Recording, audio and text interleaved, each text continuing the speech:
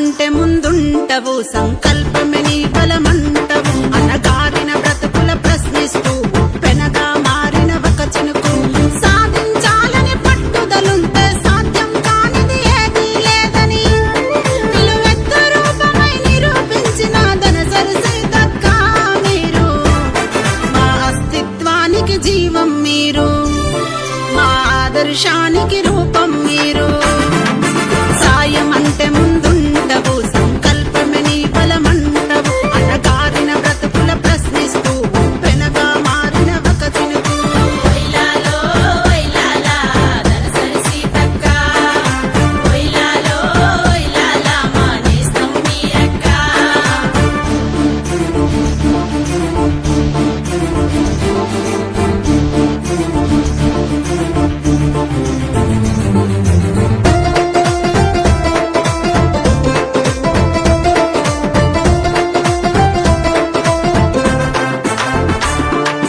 మకుటం లేని మహారాణి నడిచొచ్చే తవ్వంతా, రేల పూల సందడులే మా బ్రతుకుల వెలుగంతా. అమూల్యమైన వజ్రానివి నీవే మొలుగు మట్టిలోనా, నా బంధు బలగమే ప్రజలంటూ ప్రేమ పంచనమ్మా. మా ధర్మ దేవతవు నీవేనమ్మా, పేగు బంధమై పుట్టినవమ్మా. సాయమంటే ముందుంటవు, సంకల్పమే నీ బలమంటవు. అనగారిన బ్రతుకుల ప్రశ్నిస్తూ పెనగా మారిన ఒక చినుకు. వైలాలో వైలాలా ధనసరి సీతక్క, వైలాలో వైలాలా మా నేస్తం మీరక్క.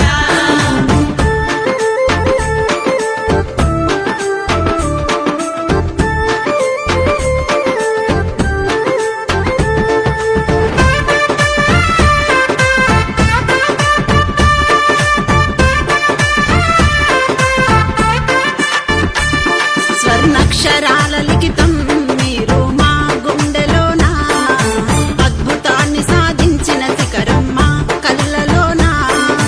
అణువు అణువున కష్టాన్ని వడిసి పట్టి మీరు మా ఇంటి పెద్ద బిడ్డగా కదలి వచ్చినారు. ఆకలి తీర్చే అన్నదాతవై అభయహస్తమై అందగున్నారు.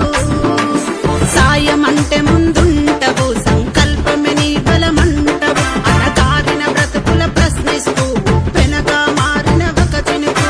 వైలాలో వైలాలా ధనసరి సీతక్క, వైలాలో వైలాలా మా నేస్తం మీరక్క.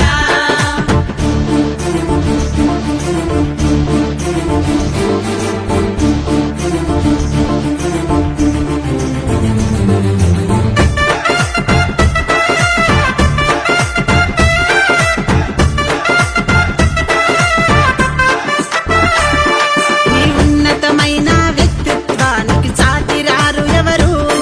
ఆదివాసి కోయా బిడ్డగా ఉనికి చాటినారు.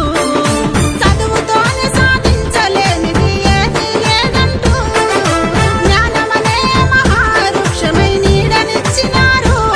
స్త్రీ జాతికి మీరే ఆణిముత్యమై స్ఫూర్తిగా మాకు నిలిచారు.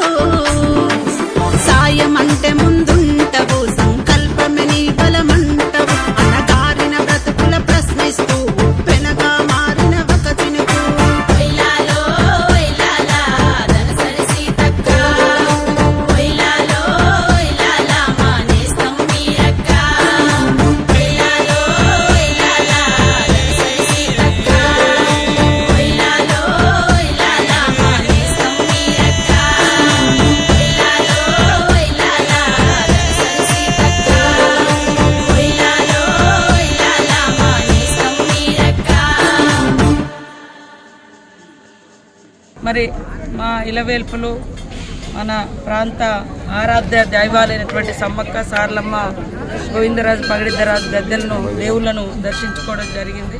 మరి ఇక్కడ జరుగుతున్నటువంటి పనులన్నీ కూడా పర్యవేక్షణ చేసి అధికారులకు కొన్ని సూచనలు కూడా చేయడం జరిగింది. ముఖ్యంగా ఈసారి జాతర ఇప్పటికే పెద్ద ఎత్తున భక్తులు వస్తూ ఉన్నారు. భక్తుల యొక్క నమ్మకాన్ని విశ్వాసాన్ని పెంచే విధంగా మరి ముఖ్యమంత్రి రేవంత్ రెడ్డి గారు ప్రత్యేకంగా చొరవ తీసుకొని ఒక భక్తుడిగా, ఒక బాంధవుడిగా, ఒక బాధ్యుడిగా ఈ ప్రాంతంలో మరి కొన్ని తరాల పాటు ఈ యొక్క తల్లుల యొక్క కీర్తి ప్రతిష్ట ఈ సమాజంలో వెలుగొందాలని వారి కోరికతోటి ఈ యొక్క కార్యాచరణ మేము చేపట్టడం జరిగింది.